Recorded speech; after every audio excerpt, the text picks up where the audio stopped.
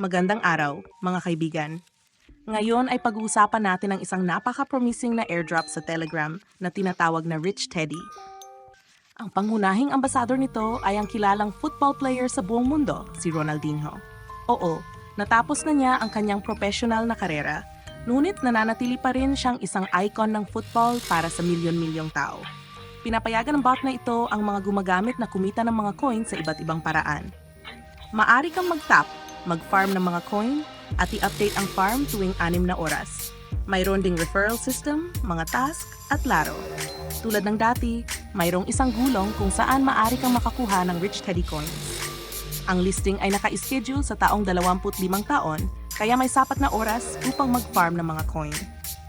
Ang team ng mga developer ay nagpaplano ng maraming updates at pagpapahusay, pati na rin ang paglikha ng sarili nilang wallet tulad ng Bloom. Pindutin ang link sa ibaba at simulang kumita ng bagong promising coin habang ito ay bukas palad na ipinapamahagi.